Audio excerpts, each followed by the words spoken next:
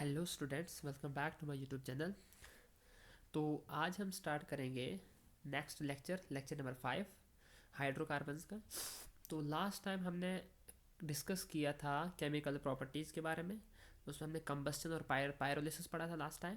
तो आज हमारा नेक्स्ट टॉपिक है, that is conformation of ethane. आज हम कन्फॉर्मेशन पढ़ेंगे। तो देखते हैं कन्फॉर्मेशन क्या है। पहले हम समझते हैं कि कन्फॉर्मेशन कहाँ से आया, कैसे आया। एक्चुअल में हमारे पास केमिस्ट्री एक सेपरेट ब्रांच होती है, उस ब्रांच को हम बोलते हैं स्टीरियो केमिस्ट्री। तो एक्चुअल में ये स्टीरियो केमिस्ट्री का ही एक टॉपिक है, that is conformation of ethane. पहले हम समझेंगे what is that stereo chemistry.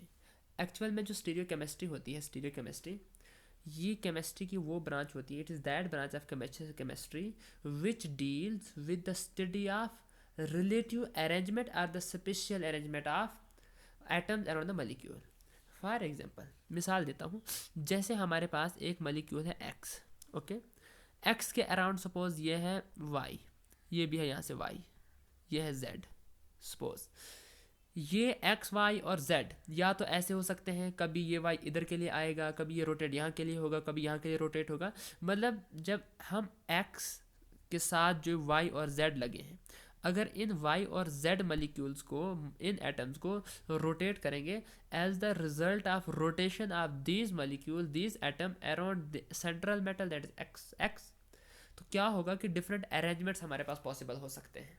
तो वो जो डिफरेंट अरेंजमेंट्स होते हैं वही स्टीरियो केमिस्ट्री के अंदर हम डिस्कस करते हैं। और सिमिलरली यहाँ पर हमने पढ़ना है कन्फॉर्मेशन इथेन का। तो इथेन की कन्फॉर्मेशन के अंदर वही हम पढ़ेंगे कि किस तरीके से वो डिफरेंट अरेंजमेंट्स जो हैं वो पॉसिबल हो सकते हैं। ओके, आइए हम देखते हैं कि कन्फॉर्मेशन ऑफ इथेन किस तरीके से होता है। अगर हम इथेन की बात करें, इथेन का जो जर्नल केमिकल फार्मूला होता है वो हमारे पास होता है CH3 सिंगल बॉन्ड CH3, हमारे पास इथेन होता है। चलो इथेन से डिस्कस करने से पहले पहले हम इस कार्बन के जो बीच में ये सिंगल बॉन्ड होगा तो होता है, इस सिंगल बॉन्ड के नेचर को थोड़ा बहुत हम डिस्कस करते हैं। क्या होता है कि कार्बन, ये कार्बन है और इसके बीच में एक सिंगल बॉन्ड है। ये जो सिंगल बॉन्ड इसको बोलते हैं हम sigma single bond, sigma bond. Sigma bond का मतलब ये होता है कि जब ये बॉन्ड बनता है तो वहाँ पर जो ओवरलैप ऑर्बिटल्स का होता है वो head to head overlap. For example, ये हमारे पास एक ऑर्बिटल आएगी और दूसरी ऑर्बिटल ऐसे होगी, हेड टू हेड ओवरलैप होगा। मतलब ये जो ओवरलैपिंग एरिया ये वाला है, तो यहाँ से जो बॉन्ड बनेगा दैट इज सिग्मा बॉन्ड। और दूसरा बॉन्ड हमारे पास होता है साइड वाइज ओवरलैप। जैसे हमारे पास एक लोब ये हमारे पास है, जब दूसरा हमारे पास ऐसे आएगा, यहाँ से ऐसे कवर करके ऐसे यहाँ पर और यहाँ पर ये जो बॉन्ड बनेगा इसको हम बोलते हैं पाई बॉन्ड। क्या बोलते हैं? Pi bond. और याद रखिए जो सिग्मा बॉन्ड होता है it is stronger than pi bond. Sigma bond ज़्यादा स्ट्रांग होता है as compare to pi bond. Okay, clear. तो अगर कार्बन कार्बन के बीच में जो सिंगल बॉन्ड है ये देखा जाएगा, इसका नीचे सिग्मा बॉन्ड। तो अब क्या होगा कि अगर हमारे पास, मैं आपको एक सिचुएशन बताता हूँ यहाँ पर। अगर मान के चलते हैं यहाँ पर एक ऑब्जेक्ट ये है, सपोज ये ऑब्जेक्ट है, दूसरे पेन से लिखता हूँ, सपोज ये एक ऑब्जेक्ट है और ये दूसरा ऑब्जेक्ट है। अगर इन दो ऑब्जेक्ट को हम दो चीज़ों से जोड़ के रखते हैं ऐसे, क्लियर। अब हम जो ये वाला ऑब्जेक्ट है इसको हम रोटेट नहीं कर सकते हैं, मतलब ऐसे रोटेट नहीं कर सकते। इसको हम क्यों नहीं कर सकते हैं? क्योंकि ये दो चीज़ों के साथ जुड़ा हुआ है। यहाँ पर देखो ये दो चीज़ों के साथ जुड़ा हुआ है, दो जो बीच में बॉन्ड कह सकते हैं इनसे जुड़ा हुआ है, जिसकी वजह से हम इसको रोटेट नहीं कर सकते। सिमिलर वे में अगर इसी ऑब्जेक्ट को एक चीज़ से हम जोड़ेंगे तो इसको हम इजीली यहाँ से रोटेट कर सकते हैं, इजीली रोटेट हो सकता है। सिमिलर केस कार्बन का है। तो कार्बन और कार्बन के बीच में जो सिंगल बॉन्ड होता है, इस सिंगल बॉन्ड को हम इजीली रोटेट कर सकते हैं। और हम जानते हैं कि इस कार्बन के साथ ये जो सपोज ये कार्बन और ये कार्बन है, ठीक है ना, सिंगल बॉन्ड। और चूंकि इथेन की हम बात कर रहे हैं, इथेन में हमारे पास 3 इसमें हाइड्रोजन होंगे, इस साइड में भी 3 हाइड्रोजन होंगे, ठीक। तो अब क्या होगा कि चूंकि ये वाला जो बॉन्ड है कार्बन कार्बन के बीच, तो इजीली रोटेट कर सकता है। रोटेशन के रिजल्ट में सपोज ये वाला हाइड्रोजन यहाँ पे था, ये वाला यहाँ पे था, ये वाला यहाँ पे था। अगर ये रोटेट इस तरीके से हुआ तो ये हाइड्रोजन डिस्प्लेस यहाँ के लिए आ जाएगा, ये ऊपर के लिए आ जाएगा। मतलब डिफरेंट अरेंजमेंट्स पॉसिबल हो सकते हैं। ये जो डिफरेंट अरेंजमेंट्स पॉसिबल हो सकते हैं due to rotation of carbon atom along its single bond, तो इसको हम बोलते हैं कन्फर्मेशन ऑफ इथेन। क्लियर। तो इस तरीके से इसमें बहुत सारे अरेंजमेंट्स पॉसिबल हो सकते हैं। आइए उनको हम डिस्कस करते हैं कि इथेन के अंदर किस तरीके से रोटेशन हो सकती है। क्लियर। अगर देखा जाएगा, अगर ये सपोज ये कार्बन और ये कार्बन, इसको हम रोटेट नहीं करेंगे, इसको स्टेशनरी रखेंगे और इसको हम रोटेट करेंगे। सपोज ये रोटेट हो रहा है, अगर इसको हम रोटेट करेंगे तो infinite number of possible structures are possible. मतलब जैसे अगर ये ऐसा हाइड्रोजन इसके साथ है, इसको रोटेट करते जाएंगे, इसको हम रोटेट करते जाएंगे, तो डिफरेंट मतलब इनफाइनाइट स्ट्रक्चर्स पॉसिबल हो सकते हैं, ठीक। लेकिन एक इम्पॉर्टेंट चीज़, बहुत इंपॉर्टेंट चीज़, मान के चलते हैं ये हमारे पास है कार्बन एटम, और इस कार्बन एटम के साथ ऐसे हमारे पास हाइड्रोजन एटम्स, ठीक है। अब ये आ गया दूसरा कार्बन एटम, इसके साथ भी ऐसे hydrogen atoms. Actually 3D structure है, मैं कैसे आपको बताऊँ यहाँ पर, आप खुद समझ लीजिएगा। ये हाइड्रोजन एटम और ये हाइड्रोजन एटम बिल्कुल एक दूसरे के पास है।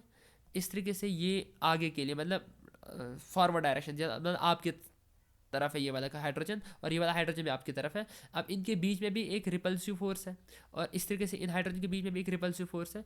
मतलब कहने का ये है कि जब ये बॉन्डिंग फॉर्म में होते हैं तो वहाँ पर डिफरेंट अरेंजमेंट पॉसिबल हो सकते हैं। जैसे ये हाइड्रोजन इस हाइड्रोजन के बिल्कुल सामने होगा, उस वक्त रिपल्सिव फोर्सेस बहुत ज़्यादा होंगी।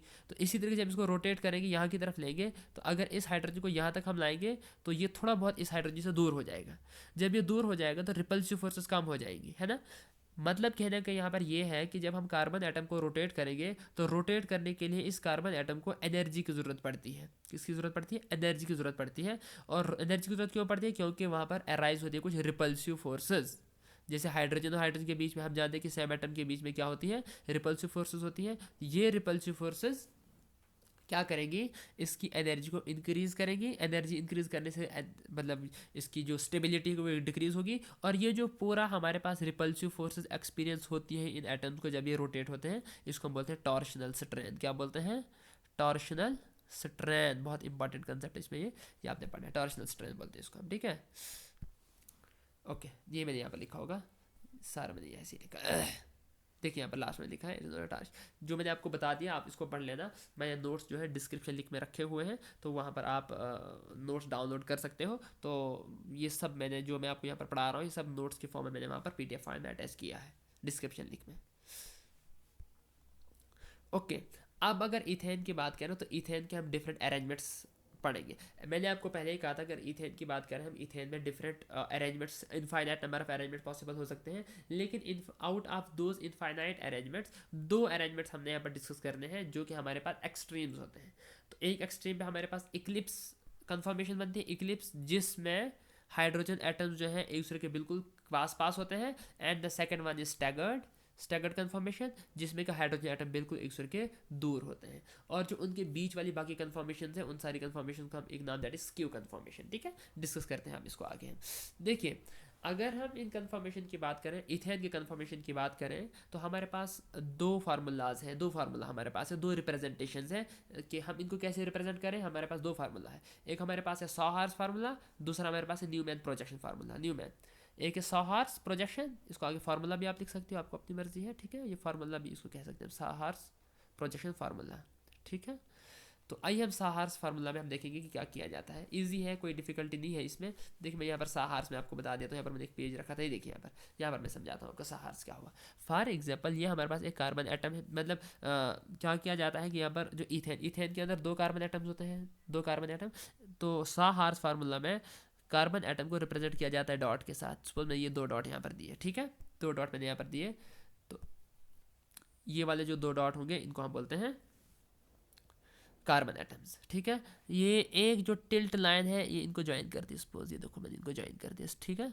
सपोज इनको मैं ज़रा इस पेन से ज़रा मार्क करता हूँ यहाँ पर, सपोज ये और ये कार्बन एटम्स है, और जो टिल्ट लाइन है ये रिप्रेजेंट करती है कार्बन एटम के बीच के बॉन्ड को, ठीक है।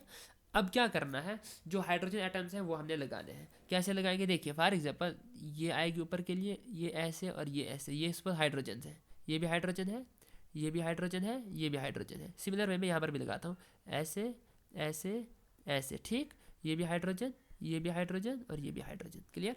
अब यहाँ पर क्या हुआ, आप थोड़ा इसको ऑब्जर्व करिए। ये वाला जो पोर्शन, ये वाला कार्बन आपके सामने वाला है और ये बैक पर है, मतलब बिल्कुल एक दूसरे के पीछे ये कार्बन एटम। अब खुद देखिए इसको, मतलब ये 3D स्ट्रक्चर है, यहाँ पर हम ड्रा नहीं कर सकते इसको आइडियली, बट ये है कि आप इसको थोड़ा अगर आप सोचेंगे, इमेजिन करेंगे, ये वाला जो कार्बन एटम है ये आपके सामने है और ये इसके पीछे है। अगर देखा जाएगा ये हाइड्रोजन और ये हाइड्रोजन दूसरे के पीछे, ये वाला हाइड्रोजन और ये दूसरे के पीछे है, ये एक दूसरे के पीछे है और ये बिल्कुल एक दूसरे के पीछे है।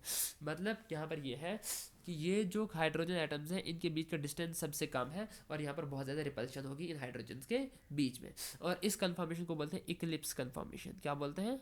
Eclipsed conformation. इक्लिप्स। और दूसरा हमारे पास पॉसिबिलिटी क्या होगी, देखिए सपोज ये पेन लेता हूँ मैं यहाँ पर, ये एक कार्बन और ये दूसरा कार्बन, और इन दो कार्बन को ज्वाइन करता है बॉन्ड, कोवलेंट बॉन्ड, ठीक है हुआ ये। और इन दो कार्बन को फॉर एग्जांपल इसको हम ऐसे रखते हैं, बैक वाले कार्बन को ऐसे, ठीक है, ये हाइड्रोजन ऐसे रखे मैंने, ठीक है, रखे हाइड्रोजन ऐसे। और ये वाले जो है इसमें जो ये वाला केस था, यहाँ पर इसको उल्टा, इसको रोटेट करेंगे, जब रोटेट करेंगे ये नीचे को चले जाएगा ये हाइड्रोजन, ये ऊपर को चले जाएगा, ये ऊपर को चले जाएगा, और यहाँ पर को ऐसे हो जाएगा स्ट्रक्चर, ठीक है, बन गया ऐसा। अब क्या हुआ कि ये जो ये वाला हाइड्रोजन था इस केस में बिल्कुल इसके सामने था, लेकिन अभी बिल्कुल अपोजिट चले गया, मतलब इनके बीच का डिस्टेंस इंक्रीज हो गया, इनके बीच का डिस्टेंस इंक्रीज और इनके बीच का डिस्टेंस भी इंक्रीज हो गया। अब क्या होगा कि देखिए इस और ये वाली जो कन्फॉर्मेशन, इस कन्फॉर्मेशन को बोलते हैं स्टैगर्ड कन्फॉर्मेशन, क्या बोलते हैं, staggered, staggered conformation. Staggered conformation में हाइड्रोजन एटम्स के बीच का जो डिस्टेंस है वो मैक्सिमम होता है, और इक्लिप्स में क्या होता है, मिनिमम होता है। और अगर कहीं यहाँ पर ये हाइड्रोजन होंगे, यहाँ पर या यहाँ पर होंगे, तो इस पूरे कन्फॉर्मेशन को हम क्या बोलेंगे फिर, स्क्यू कन्फॉर्मेशन। क्लियर। ये जो रिप्रेजेंटेशन है इस पूरे रिप्रेजेंटेशन को हम बोलते हैं कौन सी representation, it is sawhorse projection formula, sawhorse representation. Clear. अब देखते हैं सेकंड रिप्रेजेंटेशन की बात करें, सेकंड रिप्रेजेंटेशन की। सेकंड रिप्रेजेंटेशन हमारे पास है Newman formula, Newman projection formula भी इसको लिखते हैं, ठीक है। क्लियर। अब इस फार्मूला में कैसे हम इसको ड्रा करेंगे, देखिए यहाँ पर समझाता हूँ, इसी पेज पर जरा आगे देखिए, यहाँ पर समझाता हूँ मैं आपको कैसे इसको रिप्रेजेंट करेंगे। सपोज न्यूमैन प्रोजेक्शन में क्या होगा कि जो फ्रंट वाला कार्बन होगा, जो हमारी साइड से होगा, उसको हम डॉट से रिप्रेजेंट करते हैं, ये डॉट है एक, ठीक है, ये कार्बन को रिप्रेजेंट करता है, और इससे हाइड्रोजन जोड़ देते हैं हम, ठीक है, एक हाइड्रोजन, दूसरा हाइड्रोजन और तीसरा हाइड्रोजन। क्लियर, जोड़ दिया। अब जो बैक वाला कार्बन है, जो बैक वाला कार्बन है उस कार्बन को हम रिप्रेजेंट करेंगे सर्कल के साथ, ये देखिए सर्कल ने ड्रा किया, यस। ये जो अंदर वाला सर्कल है कौन सा, ये वाला जो ग्रीन कलर से मैं बता रहा हूँ आपको, ये हमारे पास फ्रंट वाला कार्बन है, और जो ये ब्लू कलर वाला है, ये जो बड़ा सर्कल है, ये बैक वाला कार्बन है। तो यहाँ पर जो ये वाले हाइड्रोजन थे, ये वाले जो मैंने आपको ये वाले बॉन्ड दिए, ये वाले यहाँ से यहाँ से यहाँ से ये वाले, तो ये हमारे पास फ्रंट वाले कार्बन के हाइड्रोजन एटम्स हैं। जो बैक वाला कार्बन है इसके हाइड्रोजन एटम ऐसे रिप्रेजेंट करेंगे, ऐसे बिल्कुल इसके साथ ऐसे और इसके साथ ऐसे, ठीक है। ये हाइड्रोजन एटम, ये वाला हाइड्रोजन, ये वाला भी हाइड्रोजन, ठीक है, ये वाला भी हाइड्रोजन एटम। और यहाँ पर जो अगर आप अच्छे से देखोगे, यहाँ पर जो हाइड्रोजन एटम है वो एक दूसरे के पीछे है, मतलब बिल्कुल इनके बीच का डिस्टेंस जो है वो मिनिमम है, और इस कन्फॉर्मेशन को बोलते हैं इक्लिप्स कन्फॉर्मेशन, ठीक है, जैसे पीछे पढ़ा था हमने इक्लिप्स कन्फॉर्मेशन, इक्लिप्स। अब दूसरी जो पॉसिबिलिटी है वो ये है, देखिए ये जो डॉट है ये रिप्रेजेंट करता है फ्रंट वाले कार्बन को, और इसके साथ जो हाइड्रोजन एटम है ऐसे हैं जैसे मैंने पहले दिए थे सपोज फ्रंट वाले, ठीक है। अब जो सर्कल होगा वो रिप्रेजेंट करेगा बैक वाले कार्बन को। अब यहाँ पर जो हमारे पास हाइड्रोजन होंगे वो ऐसे होंगे, नीचे अपोजिट साइड को आ जाएंगे, अपोजिट साइड को, ठीक है।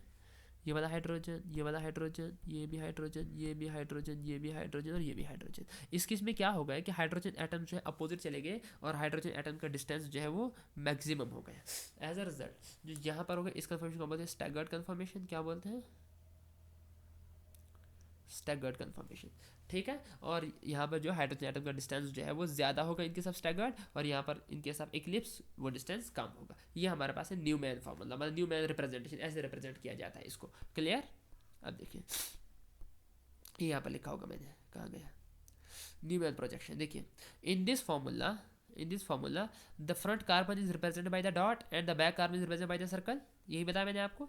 and three lines represent the hydrogen atoms inclined to each other at 120 degree, देखा था आपने पीछे, मैंने 120 डिग्री पे रखा था उनको। and the eclipse and staggered conformation is represented by Newman formula. देखो यहाँ पर मैंने ये बताया और यहाँ पर मैंने आपको स्टैगर्ड वाली बताई है। आई होप आपको ये समझ आया होगा, ठीक है। अब बहुत इंपॉर्टेंट चीज़ की स्टेबिलिटी को हम डिस्कस करते हैं, रिलेटिव स्टेबिलिटीज़ को। देखिए अगर स्टेबिलिटी की हम बात करें, हमने देखा कि हमारे पास एक इक्लिप्स आता है, एक हमारे पास स्टैगर्ड है, ठीक है। इक्लिप्स में क्या होगा कि इक्लिप्स में जो हाइड्रोजन एटम्स थे, हाइड्रोजन एटम्स वो बिल्कुल एक दूसरे के पीछे थे। पीछे होने की वजह से इनके बीच का जो डिस्टेंस है वो कम था, मिनिमम था।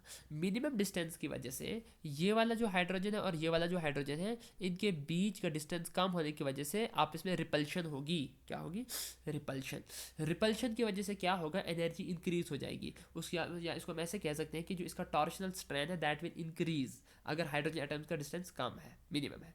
तो इक्लिप्स में ऐसा होगा, मतलब वहाँ पर क्या होगा कि डिस्टेंस कम होगा, एनर्जी ज़्यादा होगी, टॉर्शनल स्ट्रेंथ ज़्यादा होगा। जब ज़्यादा टॉर्शनल स्ट्रेंथ होगा, ज़्यादा एनर्जी होगी, कम डिस्टेंस होगा, तो उनकी stability of course low stability होगी, कम स्टेबिलिटी होगी, क्योंकि एनर्जी ज़्यादा स्टेबिलिटी कम। आप जानते हैं एनर्जी और स्टेबिलिटी का इन्वर्स रिलेशन है। क्लियर। अगर हम स्टैगर्ड की बात करें, स्टैगर्ड में क्या होगा, सपोज ये ऐसे है हाइड्रोजन और दूसरा हाइड्रोजन बिल्कुल नीचे के लिए है, ठीक है। अब यहाँ पर जो हाइड्रोजन का डिस्टेंस है वो मैक्सिमम है। मैक्सिमम डिस्टेंस होने की वजह से इनके बीच में जो रिपल्सिव फोर्सेस होंगी वो कम होगी, टॉर्शनल स्ट्रेंथ कम होगा, एनर्जी कम होगी, तो स्टेबिलिटी ऑफ कोर्स ज़्यादा होगी। अगर हम रिलेटिव स्टेबिलिटी की बात करें तो स्टेबिलिटी जो होगी वो स्टैगर्ड की ज़्यादा होगी और इक्लिप्स की मिनिमम होगी। सबसे ज़्यादा स्टैगर्ड की और सबसे कम इक्लिप्स की। क्लियर। यही मैंने यहाँ पर लिखा होगा इसमें एनर्जी में। देखिए यहाँ पर in eclipse conformation hydrogen atoms are behind one another and poses the minimum distance between the hydrogen atoms. This increases the repulsive forces between the hydrogen atoms. ये मैंने आपको बता दिया। सिमिलर वे में it also increases the torsional strength, it increases its energy and decreases stability. However, in case of staggered conformation, hydrogen atoms are far apart from each other, due to which they experienced minimum repulsive forces and hence decreases the torsional strength, it decreases its energy and increases the stability. Hope आपको समझ आया होगा। अच्छे से समझ के आप पढ़ेंगे, आपको पता चल जाएगा। मैंने आपको समझाया भी यही चीज़ जो मैंने आपको बताई, वही आपको यहाँ पर भी मैं बता रहा हूँ। 10 out of 2 conformation, eclipse conformation is less stable and staggered conformation is maximum stable. ये हमारे पास है कंफर्मेशन। होप आपको समझ आया होगा। अगर आपको समझ आया, अगर लेक्चर आपको अच्छा लगा होगा तो वीडियो को लाइक करना, शेयर करना, सब्सक्राइब करना। Thank you, bye. मिलते हैं नेक्स्ट वीडियो में।